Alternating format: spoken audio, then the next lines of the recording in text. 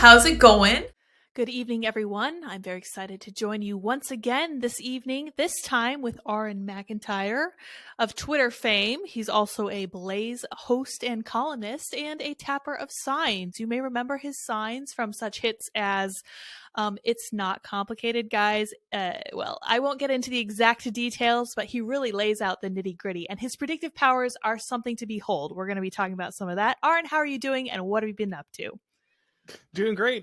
Thanks for having me. No, it's been a while, since we've talked, but excuse me. Since then, I ended up joining the Blaze here full time, which has been awesome. I've been able to kind of commit myself wholly to making the show and writing and everything, which has been great. That's awesome. I'm really glad to hear that. I don't hear as much about the Blaze as I hear about the Daily Wire and over there at Timcast, a lot of focus on that company. So how are you feeling about the direction the Blaze is going? Feeling good about it? I mean, yeah, so far it's been awesome. I've had nothing but the freedom to write about what I want and have who I want on my show. And I think that's really great. I mean, obviously there's a diverse set of opinions over on, many of these networks. They've got a lot more hosts over at the Blaze, and, people kind of run the gamut, but it's been pretty awesome that I've been able to keep doing what I wanted to do and just be able to do it full time now. That sounds like the perfect place to be then for you, because you do consider yourself a Christian, correct? Mm-hmm. Okay, very cool. Because I really want to talk about the importance of religion right now, because I'm just looking at the collapse of the Western society, and it's disturbing because I think that a lot of that is in part due to our loss of faith. Do you think it can be blamed largely on that, or is there something else that I'm not considering? I think that's a huge part of it, though I would say it's not so much a loss of faith as a transfer to a new faith. And I think the idea that kind of progressivism or wokeness or whatever we're calling it right now is a religion has become much more prominent. Now I think a lot more people, it was a bigger deal when it started getting suggested in 2007, 2008 by people like Curtis Yarvin. But today, I think a lot more mainstream people kind of embrace that understanding. But the fact that we've transitioned away from Christianity and something else has naturally filled the void is, I think, something that's shocking a lot of people. Interesting. So it is shocking to people, though, but I was raised in the Christian faith, and my dad always used to tell us that, well, I believe this was a C.S. Lewis idea, that there is a God-shaped hole in every person's heart. And whether that's technically correct or not, I mean, obviously it's not literally technically correct, but whether that is missing the Christian God or just the absence of an overall formative religion with actual tenets, I think that what we feel right now is a subjectivity in our society that's so upsetting. And I think that a lot of people can't quite put their finger on it. But when you go to a church, so we recently just started attending a Presbyterian Church of America, a PCA church. And that's a church I was raised in. They do not have female pastors. They are not progressive. They are like basically like the Democratic Republic of churches and how they disperse their church leadership. And it's so refreshing to know that when you go into church, you're not going to get the rainbow flag mafia, and you're not going to get all of this other stuff in disguise. And there's no BLM flags outside, and there's no virtue signaling. What church do you guys attend, if you're okay sharing that? And do you see that refusal to bow to current mores?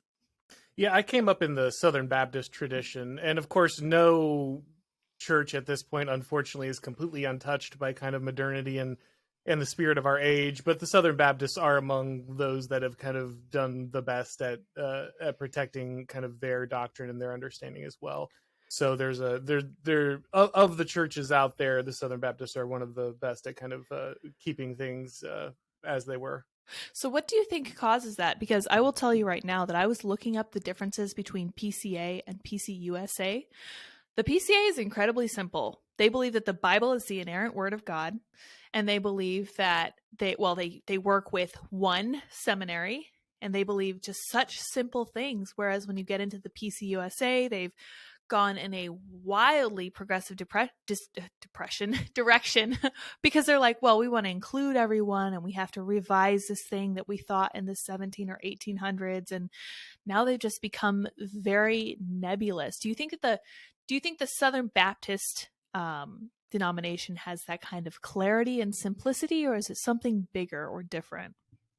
Well, there's a lot of important parts of that question, and I want to make it clear I'm not a theologian, so I'm not going to speak with grand authority on every aspect of these different denominations and their strengths and weaknesses.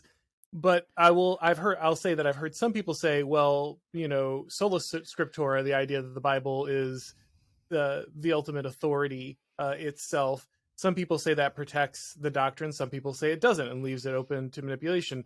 People in more orthodox branches like Catholicism or Eastern Orthodox will say that their branches have been better guarded by the fact that there's a church tradition rather than simply resting on kind of the believers, interpreting the word. I would say that of the denominations that have done the best of kind of protecting themselves, be it something like the Orthodox or the Southern Baptists, the recurring theme is denominations that demand more of their followers and are more deeply rooted in their tradition and less willing to kind of follow the current thing. I'm not sure if it's one particular piece of doctrine or one particular kind of alignment of a setup that protects these so much as their willingness to resist the outside and the kind of the social pressures. I think that's a great overall snapshot of what we're talking about here, because you're right too. I'm not a theologian either. This was just something that I was looking at because I was curious. We went to a meeting about possibly becoming members of this church, and I was wanting to know more about exactly what the PCA believed. Even though I was raised in it, there was a lot that was taken for granted. This was just the church that we went to. We didn't go to the PCUSA because they were liberal, etc. Even back then. But I think you're onto something with this concept of requiring sacrifice of the attendees. Do you think that sacrifice is what's missing in our culture? Do you think that contributes to this epidemic of meaninglessness? Absolutely. What gives people identity is what they aren't. It's limitations. It's whether self-imposed or institutionally imposed, culturally imposed, that actually creates diversity. We hear a lot about the need for diversity in our culture, but what they really mean is a multicolored group of people who all believe exactly the same thing and have the same culture. Real diversity comes from cultures that kind of restrict and deny themselves certain things and create a certain character. And so I think that's why you see denominations that demand that of their parishioners are the ones that really endure, because they're the ones that are actually setting themselves apart. When you join their church, it means something. You had to give up something in order to be a part of it. That's really interesting that you mentioned that, because I think we just finished the Muslim holiday of Ramadan, and they are literally denying themselves food from sunup to sunset. And there has to be such a great level of camaraderie between people who are suffering for their faith. Like, they're denying themselves something so that they can, be a part of that religion and really recognize the full tenets. Now, thankfully, Christianity doesn't require such fasting so much, although there is some of that echoes of that throughout Christianity. But I think that you're right about the sacrifice. And I was thinking about this before, because we are looking at people who don't want to have kids, people who don't want to be patriotic, but people who do want money. And I was like, well, what two things does having children and being patriotic, or what do those two things have in common? And I thought, I bet it's this element of self-sacrifice and kind of putting yourself second, because when you have children, you have no choice but to put yourself second. Like, it's something that you have to do, and it comes with the territory. And something similar goes along with being patriotic. Very much the same with being an active member of a church community. So I think that self-sacrifice is really where it comes in. And you can see, I think, looking at millennials and other people about our age, I think you're approximately a little bit older than me, but I think that when you look at us, you can see what happens when you don't have to make any sacrifices at all. And I have to be honest, it does not seem fulfilling or meaningful. Do you think that's contributing to our vast, burgeoning epidemic of depression and anxiety, or is it something different?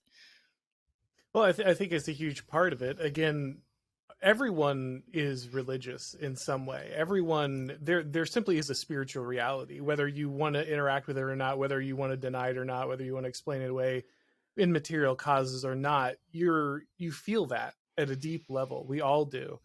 And so an inability to interact with it, or not having a tradition that allows you to properly understand a significant portion of the world and your experience as a human, is going to leave you depressed, of course. But then on top of that, the fact that you are not connected to people through sacrifice is a huge issue. Remember, the thing that ties you to people is sacrifice. It's the fact that your parents sacrificed on your behalf, the fact that you will sacrifice on the behalf of your children, the fact that you sacrificed for your community, that they became dependent on something about you is what makes you important and gives you meaning and purpose and defines who you are. So if we're not making those sacrifices and we're not building that web of dependency as a society, then people will naturally feel depressed.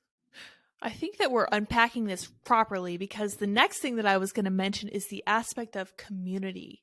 And you can look at people our age and they're like, I don't have any friends. No one really cares if I'm on this earth at all. You know, what am I supposed to do? I'm just going to focus inward on myself. I only care about myself. And from that, you get people whose entire identity is all these different pronouns and all these different victim groups, and they check all these diversity boxes. And they're still missing that fundamental community that they discarded when they decided that they didn't need Judeo-Christian values. Do you think that we're missing, underneath all of this stuff, you think we're missing this element of like self-knowledge, of being on serious, honest terms about who we are?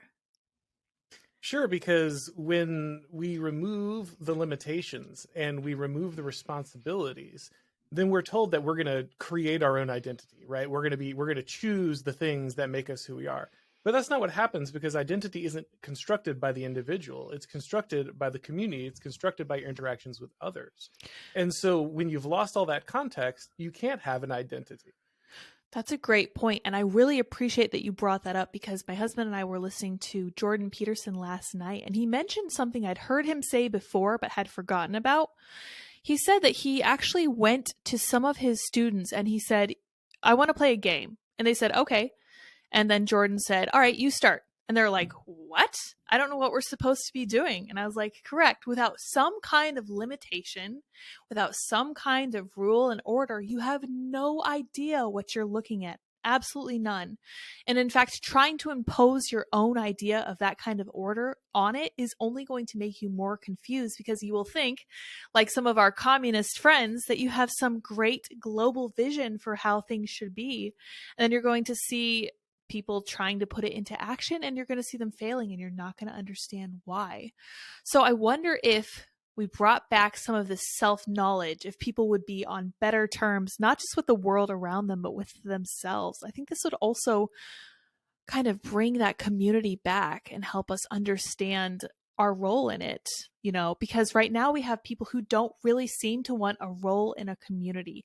How can we encourage people to want to have more families? Because this is a serious issue that Elon Musk talks a lot about, and it concerns me too, because I love people and I'm very, very strongly pro-life, and I have been for my entire life.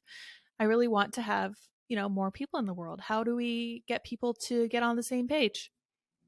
Well, that might be the most difficult question of all, actually, because I'm not sure how much we can to some extent. I think we should try to take action. I think that there are parts of our system that discourage family formation. The fact that it's incredibly difficult and expensive to have children for a lot of people, that it's expensive to find housing, that it's difficult to we have a situation where both parents have to work, and so it's difficult for the mother to stay home and have a good relationship and feel like their child is being reared in the way that they would want. They have to figure out how to pay for childcare. The education system is trash, and so people have to go out and pay a large amount of money or homeschool if they want to be able to, take care of their child. But there's also the bigger problem, which is that how do you get people to choose to do something that robs them of time and restriction? Oswald Spengler said that once a society has kind of lost childbirth as a natural rhythm, once it becomes a choice rather than something that just happens as part of life, then there's really no going back, because people will always choose individual freedom and will do so to the detriment of society. I hope he's wrong about that. But it is an interesting point, and it's one he made at a time, he wrote his book about this back in the 1920s or 30s. And so he wrote, 1920s. So he wrote it at a time, this is very predictive of where we would be. So, do you know if he was thinking of a certain like civilization when he was writing that? Was he looking maybe at Rome or Greece or something like that? Yeah, Spengler is famous for the cyclical version of history, where he incorporated many great civilizations, including Rome, including Greece, and including ancient China, all kinds of different great cultures. And his assertion was that we tend to go through very similar cycles. Every society goes through, kind of the spring, summer, winter. They go through these cycles, and as we move towards the fall or the winter phase, this is when people start caring more about their individual liberty or lose the kind of the natural rhythm of having children, these kind of things. And so I think he was saying that this is something that we can predictably see across many cultures, and ours is just one of them. That is enlightening and disturbing at the same time. So thank you for that. I wasn't familiar with him. So have you heard of the fourth turning? Yes, I have not read that book, but I have a number of friends who are big fans of it. I have not read it yet. I think that's probably somewhat similar. I don't know if they refer to it by the seasons like Spengler appears to, but are you familiar with the hard times making strong men kind of theory? I throw that around a lot because I think that's exactly what we're seeing, but it sounds like a much simplified version of what Spengler is saying. And now I feel like I need to read him because I think he's probably on point. Did he say that there was any kind of solution, or what happens after people kind of lose interest in having kids? So he has a very cyclical and deterministic view of history. So for him, there isn't really a whole lot one can do.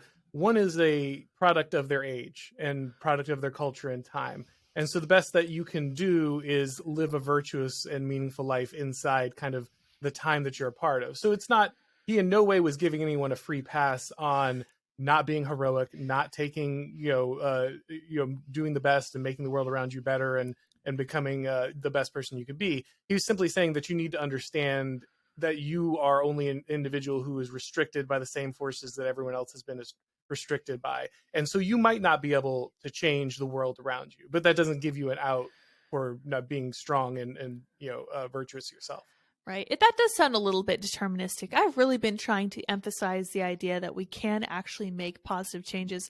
Maybe not in the world. I think that people tend to focus, like, for example, in politics, they tend to focus at the federal level far, far, far too much instead of at their local level, where they could be running for a city council, they could be running for their local school board. Instead, they're just thinking about the president. And I'm like, you're never going to get anything done because it's incredibly intimidating, for one thing, to think about the federal level because it's huge, for one thing, and it's very, very set in stone, and we have this permanent state that we have to deal with, and we all know it now. This is kind of the same idea behind why a lot of millennials are really, really disturbed by the concept of climate change. It's something so huge, I think they feel like they can't change it.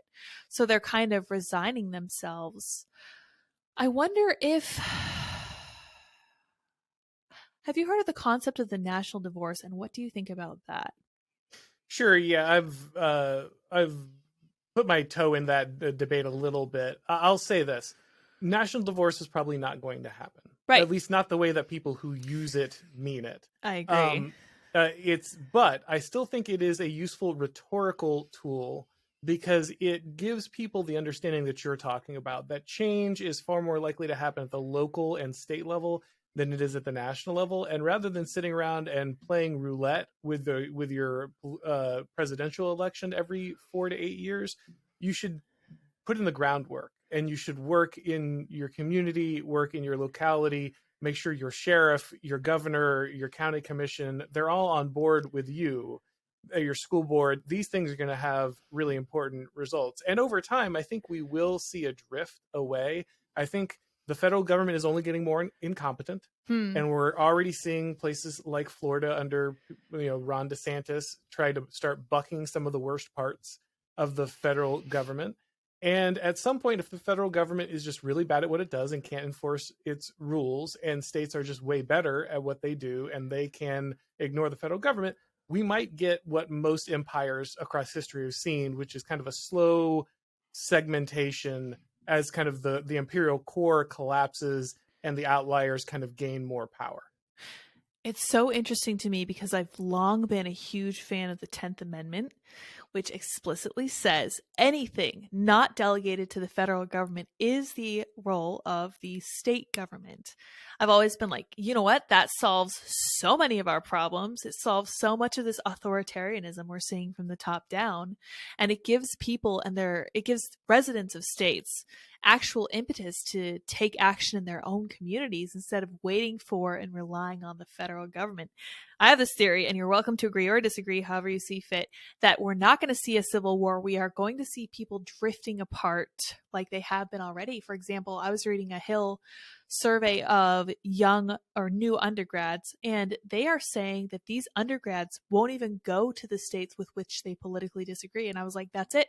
That's national divorce. That's how it's going to happen. These people are just not going to go to states they believe are, like Florida. They're fascistic in some way, even though they're literally giving people more options with what to do with their lives.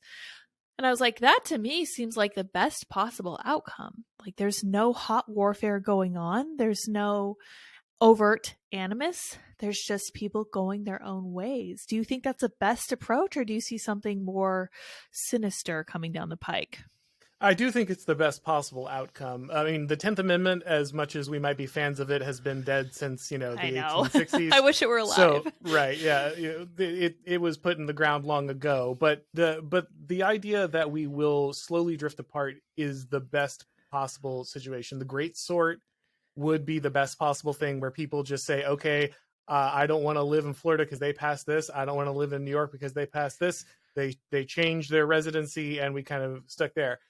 That's kind of the scenario I was just describing when I was talking about how, DC will kind of lose its ability to enforce those things, and people will have self-sorted into these different areas. The big problem, of course, at some point we'll get a gut check where the federal government will try to force these things onto states, because once states become just obviously more successful than the federal government, then you have like a real issue.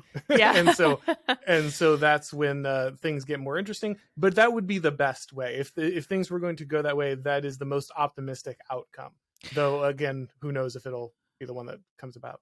Yeah. Now, based on what's going on with Texas, and they're considering, well, from my understanding, they passed this ban on this early abortion drug. Do you think that will be the issue that kind of forces this great this great sort, or will it be the issue that kind of shows the federal government for the overarching authoritarian body that it is? Do you think abortion will be the issue, or what do you think the issue will be? It's possible. I mean, that's certainly one of them. We already saw, things like that in Florida, where people were leaving Florida due to abortion restrictions there and such.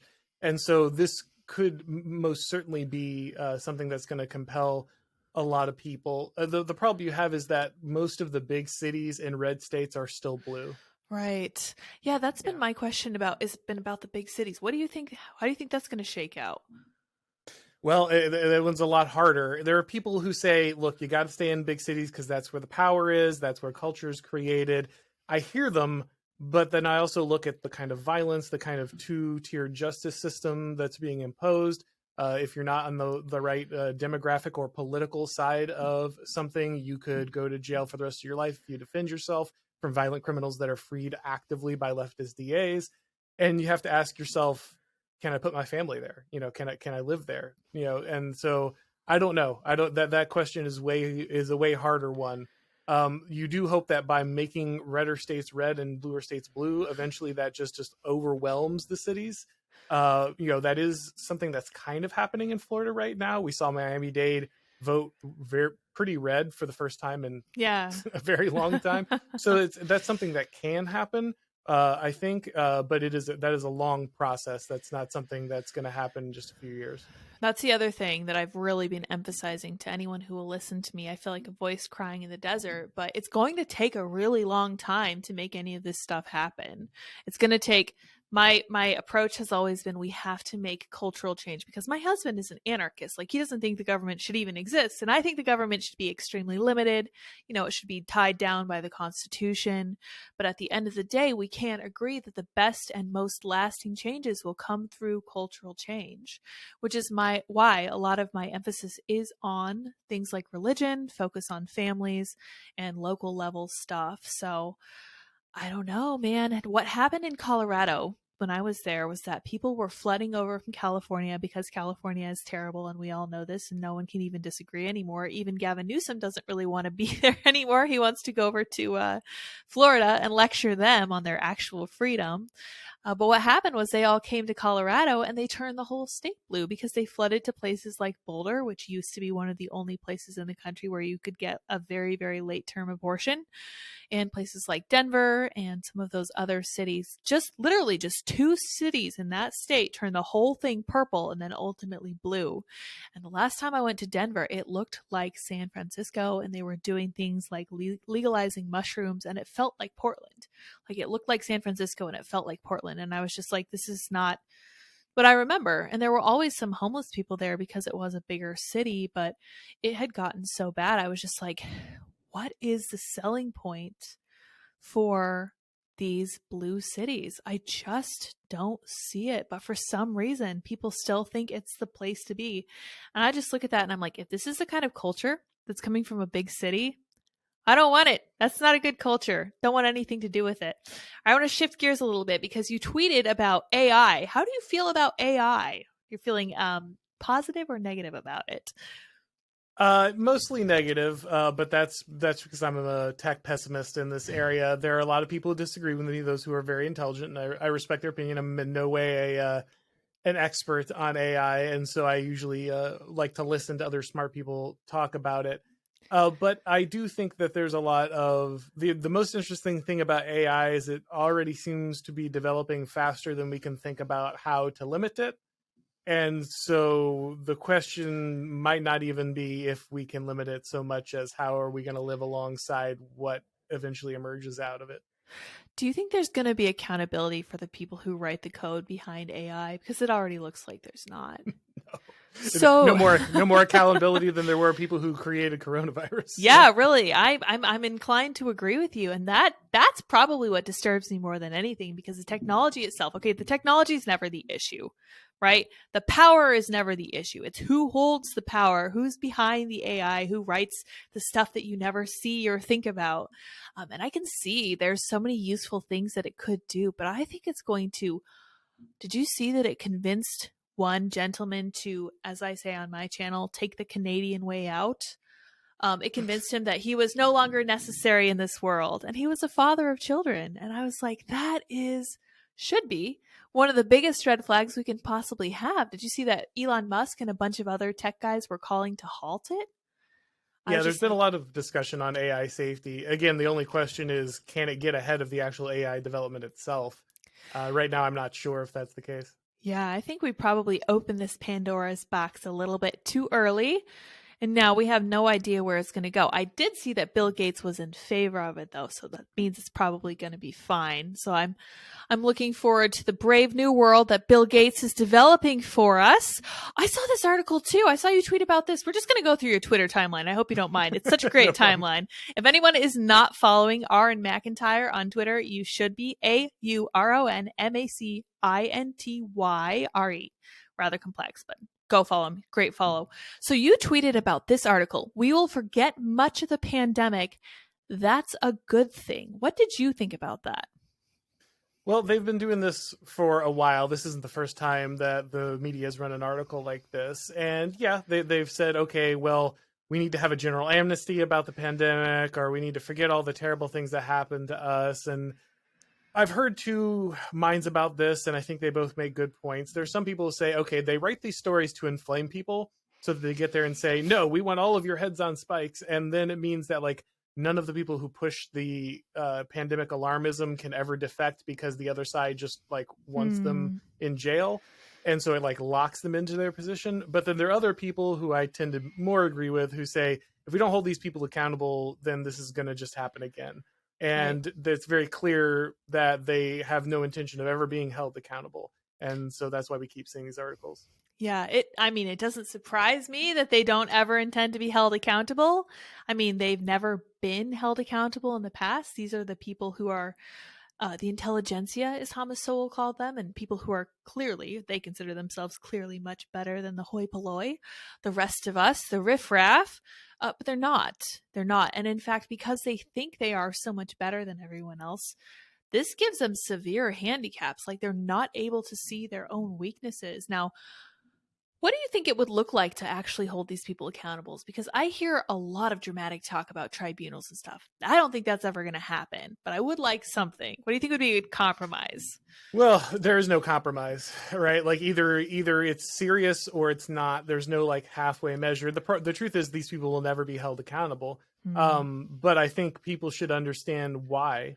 Why are you able to condemn all these people? Why are you able to make sure that thousands, if not millions of people end up dying because of deaths of despair, or because they didn't get to a cancer screening, or they're otherwise denied life-saving, therapeutic or medical care due to what ended up being basically a really bad flu that hit the elderly? I mean, if these people aren't held accountable, they'll simply look for the next opportunity to exercise that level of power again. Why wouldn't they, right? I mean, if there's no cost, then why not keep doing the same thing?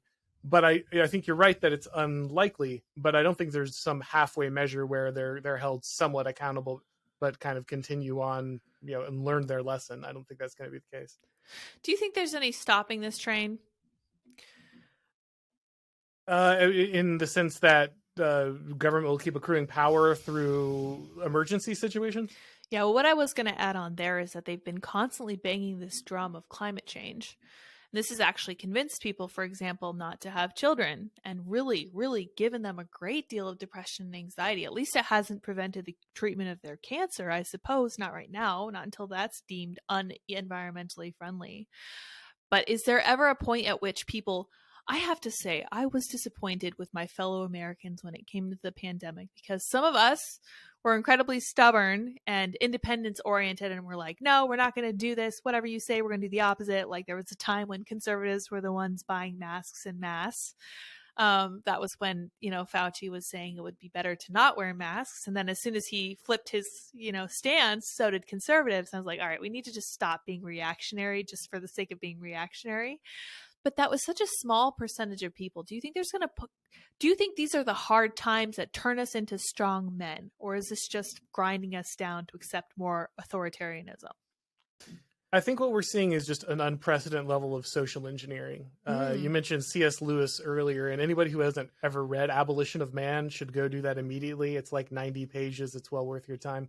But he really predicts all the social engineering that we're going to endure, and how important will be for kind of our new ruling class to dehumanize people, and make sure that they can kind of be completely reprogrammed. And that's what we're seeing now. Like, what we're seeing now is the growing pains of the reprogramming. One of the reasons people are so depressed and being convinced to take up all these anti-human patterns is that they're just under the weight of an incredible amount of social engineering. And I think that hopefully fails, but what we're seeing here is really ugly part of it. Yeah, it does feel very ugly. It feels very dark. And I see a lot of really black-pilled people. And I will just keep saying, as I have been, that hard times do make strong men. And that means that we and our children are going to be very strong people, even though it's not going to be fun for a long time. In fact, if it were fun, it wouldn't be a hard time. We wouldn't be growing and experiencing. That's the other thing I noticed. And you may agree or disagree with me on this point as well. Since you are coming from a more religious background, do you think it's necessary for humans to experience things like breaking an addiction or going through some form of abuse or other hardship to truly become the people they are meant to be? Oh, absolutely. I mean, there's the Bible is full of iron sharpening iron and refiners fires. It's very clear. Anyone who looks at the Bible and says, "Oh, this is all about how people trust God, and then He does great things for them, and they have amazing lives," didn't pay any attention to the Bible. The Bible is very clear that you're going to go through incredibly difficult things in the name of Christ, and what's going to happen is you'll come out the other side a more effective tool for kind of His glory. And I think this is, of course, very true in a Christian sense, but true in a wider universal civilizational sense. Civilizations that are overcoming, that are creating mastery, that are required to become greater, do so. And those that aren't, don't. Yes, I think that's exactly where we are right now. Things have gotten really, really easy for us. And instead of making us happy, that's made us so empty and so devoid of meaning. And it is kind of hard to pin down. I feel like I kind of vacillate between saying things are just too easy, we just have too much, or, we're not required to work as much as we were. But at the end of the day, it's really a case of we don't have to go through such hard things anymore. And that makes us think that we've got it all figured out. We can, for example, disdain our ancestors and say they believe such crazy, silly things. Can you believe they believed in a god and all this other stuff? It's interesting that Michael Knowles was observing, and I want to get your take on this because I didn't know what to make of it. Even as people are less and less interested in the idea of God, more and more people are getting on board with the concept of hell and eternal damnation. Why do you think that is? That's interesting. I'm not sure where you would observe that. I think that I see a lot of people substitute scientific concepts for religious concepts, like, oh, we're in a singularity, or we're in the simulation, or the multiverse, and it's like, you have no evidence for that. You're just substituting the universe for God here. I don't know that I see a lot of people specifically talking about how damnation exists, but religion doesn't. Yeah. Well, I thought it was interesting, and then Michael Knowles made the comparison to like Sam Smith and some of these other pop artists bringing this back, and I was like, okay, that kind of makes sense, because that's one of the only things we still feel is kind of actually edgy. So I wonder if that's what it is, just desire to be this consistent desire to be different and to be unique, which I think we can also trace to our burgeoning supply and oversupply of pronouns and identities. So I don't know what's going on there, but I think that it's just going to get uglier and uglier. I was going to ask where I was going with that pandemic question was, at what point do you think Americans stop and say, enough, no more, we're done, we're just going to part ways, we're going to have actual trials for these people, we're going to figure out what actually happened. No more of this nonsense. Let's figure out what caused this pandemic in the first place. Do you think that will ever happen? No, I don't think Americans will do that, but I do think individual states will sort themselves into people who are willing to do that. Again, Florida, for instance, is a state that was trending purple and is now much deeper red. And the reason is kind of everybody who was still left in New York and New Jersey and all these places that were just doing insane lockdown pandemics, who had any shred of conservative or right-wing inclination, fled in the face of that. And so because of that, immigration, ironically, has turned Florida red for once instead of more blue. And so I think we will see that might have been the final push for a lot of these people. I don't know that there'll be much left of kind of the red staters in blue states at this point. But what that will mean is we'll have states like Florida that are more likely to push back next time this kind of thing rolls around. That's one positive way to look at it. I hope that you're right. I think that a lot of people were really put off by all of this stuff. Well, you can look at people who are literally leaving the Democratic Party. I remember Jeff Van Drew in New Jersey. That was early on. And more recently, there was another lady, I think it was in Arizona, who also defected, for lack of a better word, from the Democrat Party. And we're just like, not even Democrats want to be Democrats anymore. It's just the same idea as Gavin Newsom wandering over to Florida because apparently there's nothing he needs to do in California. Not even Californians want to be there. And that, I think, is the biggest sign to me that there is going to be this actual peaceful sorting where people are going to end up where they actually want to be. That gives me a great deal of peace. I don't know if there's anything to it. I know that we still right now only really have Florida who's making the actual right steps, like overtly attempting to make this happen instead of just passively saying, no, we don't want that here, at least not right now, at least not to that degree. Do you think that the conservative method of either retreating or compromising is going to actually get us any wins in the future? Yeah, no, absolutely not. I've written quite a few pieces on this if anyone wants to check them out, but conservatism is kind of the ideology of managed defeat. It's unfortunately, it's still trying to fight the battle for institutions that they no longer control. It's trying to conserve things that no longer forward the values that they possess. And so I think that conservatives need to shift their mindset from being those that preserved a culture to one that instead is an insurgent culture inside something that is no longer kind of theirs. And they need to see themselves as people who are trying to build something new rather than trying to preserve what used to be. I love that, because I don't know if you've noticed this, but there is a trend of people being like, hey, you know what the counterculture actually looks like? It's not mohawks and piercings. It's having a family and going to church. They're like, this is the counterculture. This is how you make positive change. This is how you push back on the way things are now. That's another thing that I find incredibly helpful. You mentioned the institutions, though. Now, my husband and I kind of go back and forth on this because he reveres the ancient foundings of higher education. And I just look at the way it is now and I'm like, oh, there is no saving this. And I think that I'm correct, unfortunately. Although I can mourn what it was, I can still recognize that I don't think there's any way to save it. Do you think that places like Hillsdale are going to become more popular? Or how are we going to kind of claw our way back from this? Is there any way to do that?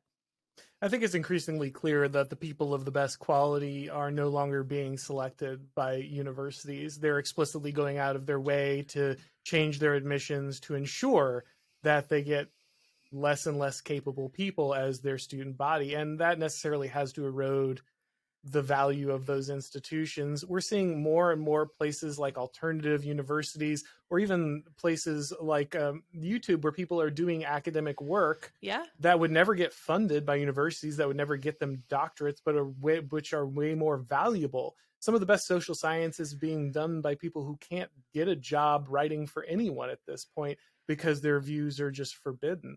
And so I think we will. I think knowledge will continue. I think academic work will continue. But I think the idea where these prestigious institutions were like these churches of knowledge, and they were the only ones that were able to uphold that, that's going to dissolve. I don't think that'll be the case. I think you're entirely correct, and I honestly think that's for the better, because looking at it now, you can't select against hierarchy and expect positive results. You cannot say we don't want people who are the best at this.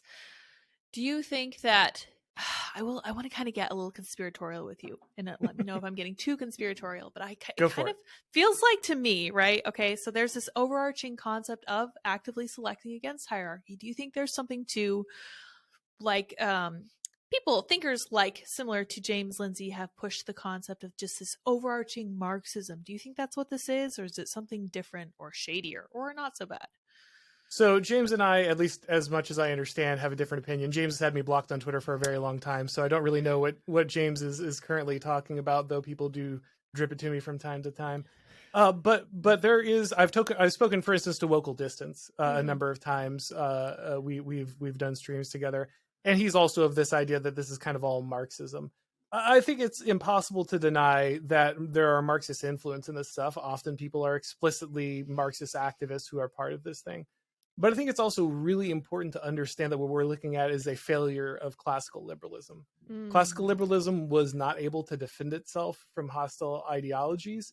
It is inherently built to kind of deracinate and materialize things that cannot be materialized, and because of that, it leaves itself open to ideologies that are able to kind of subvert a lot of that. And so I think one of the reasons that kind of this cultural Marxism, as people like to call it, was able to kind of enter into the institutions is that they were basically always destined to be taken over by something because they were unable to defend themselves. That's a very interesting theory, and I like it because one of the things Jordan Peterson has said in the past, and I still think about this from time to time, I'm not sure whether he's correct, but there seems to be certainly a grain of truth to it. He's always said that the church, in its pursuit of truth, planted the seeds of its own destruction. Because when they started pursuing the truth at the expense of everything else, as I absolutely should be, I completely agree, they also opened themselves up for immense challenges from the outside, these outside ideologies. Now, I personally have always thought that science and religion are not even attempting to explain the same things, other than like a very fundamental idea of where the world began. But I think that Jordan Peterson may have been correct with the ideas that the church started to inject. We started to see this pursuit of knowledge outside of religion. And I think that did kind of lead to the downfall of the church. Do you think that there's any way for these two to coexist in a positive way? Or is it really kind of just one or the other? I think they can coexist in a positive way, but what we have now in kind of what we've gone through in the modernizing process was the idea that we could turn everything into science, that science wasn't a very particular discipline that could explain very discrete phenomenon, but instead was something that could be applied to everything from politics to morals. You hear people calling themselves ethicists, and they're usually the most horrific people in the world, right? Yeah. Because what are they doing? They're just trying to erect ethics out of some kind of scientific basis. And it's always a disaster. The truth is that our cultures, our understandings are built in deep traditions, things that we don't grasp. They're many, many, many hundreds, if not thousands of years of knowledge encased in something that we don't fully understand. And when we try to pull them apart and reconstruct them as individuals, it's always a disaster. And I think that's a lot of what we're seeing. I think that there's really something to that, because we have decided that we don't need any of that stuff. And that's so incredibly weak and short-sighted, because I don't know if you're familiar with Heather McDonald, who I believe is, I think that's her name. Oh no, I'm sorry. It's Heather Hying, who is Brett Weinstein's wife. She was saying that she feeds her family organic food because she just doesn't know why things are the way they are, and she doesn't feel right messing with it, which I'm sure it's a version of, I'm sure, something you're familiar with, that's called Chesterton's fence, which is where you do not remove a fence if you don't know exactly why it was built. You can't just look at it and say, I don't like that, I'm going to get rid of it. But I feel like that's what we've done with so much of our society, and now we're stuck. We can't figure out what went wrong. I think part of the problem might have been that we removed all of the underpinnings, and now we expect to have the exact same society that we had before, but better. And now I'm just like, you guys are crazy. Like, there's no way for this to work. Like, even when we were building Judeo-Christian principles, you can look at the Bible and there's a very clear line of human nature working at odds with God all through the Old Testament. God, we want a king. Give us a king. Well, I don't want to give you a king. You need to listen to me directly. No, we want a king. We insist. So he would give them these kings who just ended up being awful. And I'm like, that feels like where we are now. Like, we refuse to listen to a higher power. We insist on having human intervention. And then we're like, this doesn't work. This sucks. I'm like, well, I don't know what we expected. We are not listening to the sources of wisdom from history. We are refusing to listen to anything older than like 40 years. And I'm just like, how are we ever supposed to make positive progress? It's so ironic that they're called progressives. It just feels like I want my own little sign where I'm like, they are talking about progressivism, but they will never tell you what we're trying to progress toward, except maybe this kind of ephemeral utopia. And we're never going to reach it, obviously. So yeah, that's always the mistake, is trying to turn this world into utopia. Whether you're a Christian or anything else, the greatest mistake is always trying to immunize the eschaton and bring heaven on earth. And anytime you try to do that, you're denying a truth about who humans are and who God is, and you always fail. Right. Well, we refuse to understand ourselves, which I think is one of our first shortcomings. And then we also refuse to look outward and be like, is there anyone who might be higher than we are? And this is exactly what we saw at the Tower of Babel. If we want to get into even more Bible comparisons, I think that part of the reason we have so many of our issues is that we want to achieve this utopia on earth, and it's just not working, but we refuse to acknowledge because we're incredibly proud. We're so stiff-necked, as they called the Israelites in the Old Testament, and we're just not seeing it. And I don't think there's anything that can convince us that we're wrong, because I feel it in myself sometimes. I'm like, oh, you know what? I'm not going to admit I was wrong. And social media brings this out in all of us really badly. I don't know if you've seen this much on Twitter, but it's like, oh, well, I realized that I was wrong, but I'm going to double down, because admitting wrongness would be just the ultimate weakness or something.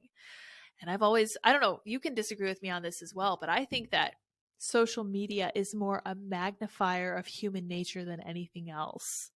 What do you think about that idea? In ways it is, because what it does is it removes us from the natural social signals we would have.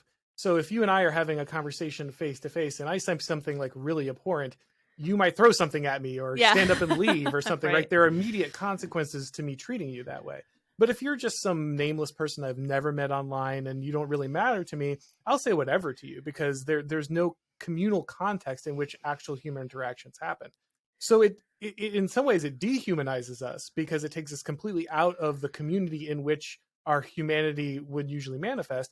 But in other ways, it magnifies the worst parts of our humanity, because there's nothing to restrict those things like there would be if we were existing in a more natural community. Isn't it so interesting that this makes us so unhappy when we're given free range to say and do whatever we want with absolutely no barriers? I'm like, that should be such a red flag to us. Jordan Peterson has caught a lot of flack for saying that anonymity on Twitter is not a good thing. Do you agree or disagree with him on that one?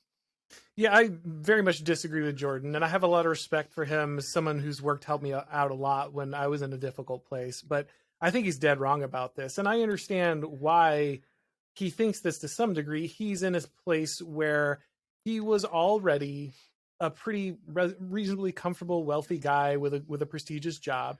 And then when he got canceled, he faced a lot of adversity and a lot of hate, but then he made a bunch of money and sold a bunch of books and became world famous. And so He's okay. for him, it's like, yeah, okay, of course, like you just stand up for what you believe and you're fine.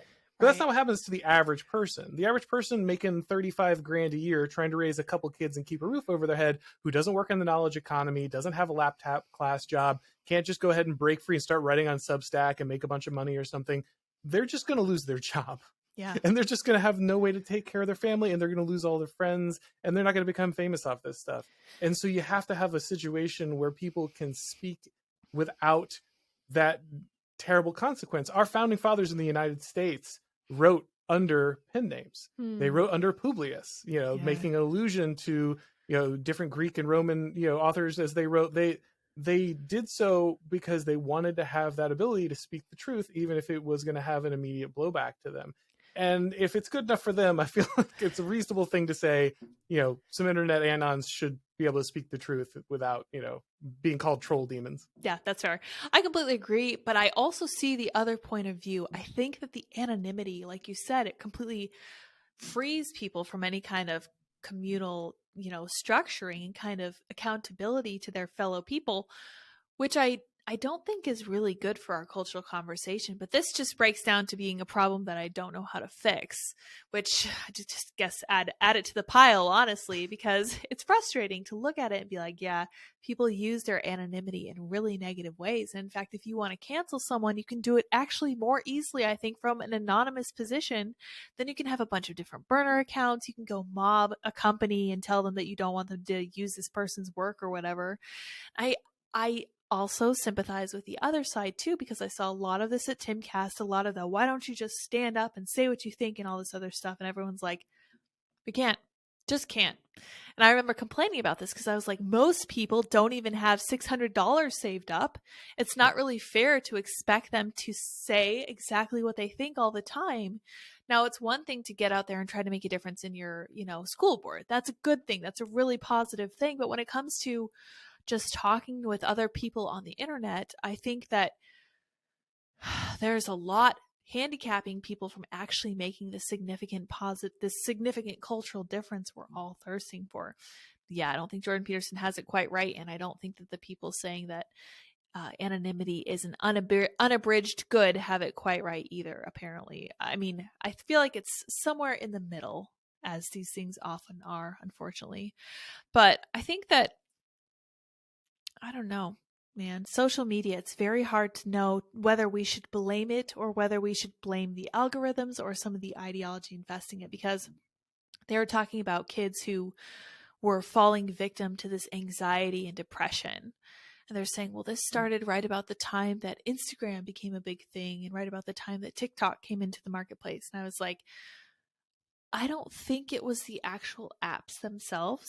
I think it was the algorithms that gave, for example, young girls these images of super photoshopped, super appealing, very scantily clad women and said, this is what you're supposed to look like. And these young girls are like, oh my gosh, what am I supposed to do? I don't look like that.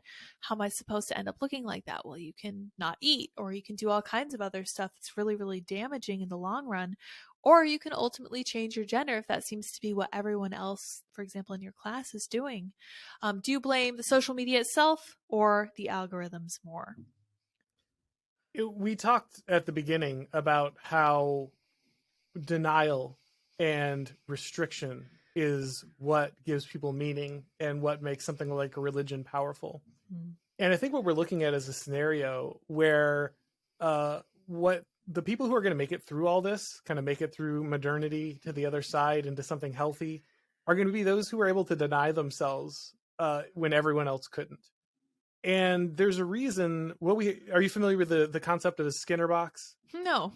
So B.F. Skinner was the guy who did conditioning, right? The psychological conditioning. And he created the Skinner box, which is basically like the rat comes out and hits a button and he gets one treat, or you hit the button and you get no treats, or you hit the button and you get a bunch of treats all at the same time. Huh. And the best way is not to like just deny or directly reward, but is to have that random mechanic where you get kind of different amounts.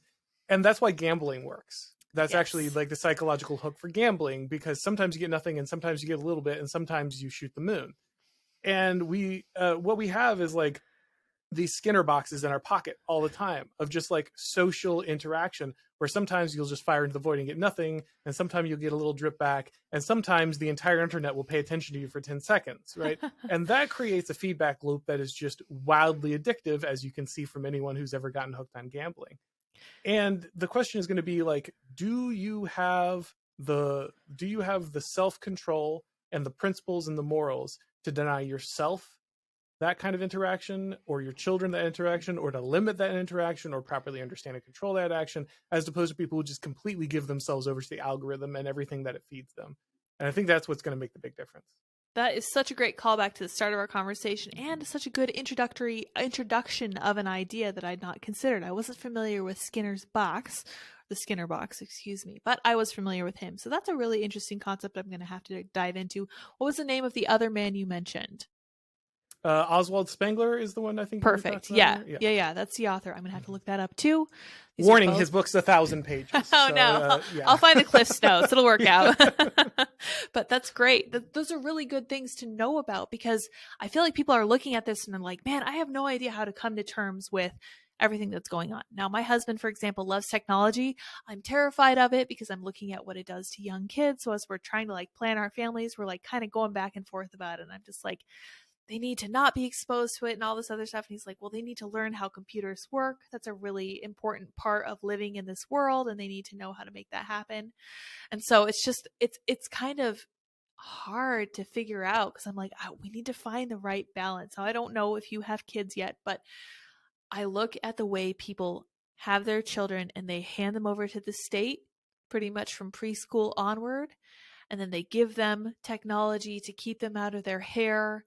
And they kick them out when they turn 18. And I'm like, why are you even having children? It's like, you don't care about them at all. You give them directly to the state. And then you're like, oh my gosh, this thing happened to my child. And I'm like, yes, I could have told you that's exactly what will happen. Now, we didn't even touch on the topic of education. That's okay. We're coming up on our hour, so we can wrap it up here in just a few minutes. But I think that we should look for one silver lining before we leave. What is a silver lining you'd like to leave people with, Auron? The silver lining I'm seeing is that people, I think, are shifting to understanding the need for institutions, that you need alternative institutions, that what we're looking at is a multi-generational project and not simply one election or one piece of legislation or even one Supreme Court. But it really is something that's going to take many generations, and you're going to have to put in real effort. And so I'm seeing people who are building new institutions, people who are building things like Exit or new foundings, who are creating places where people can find non-woke jobs, who can network with others and make connections, and how to become independent of kind of our bureaucratic nightmare and our larger social project that ties them in to all this wokeness and dependence on kind of the progressive zeitgeist.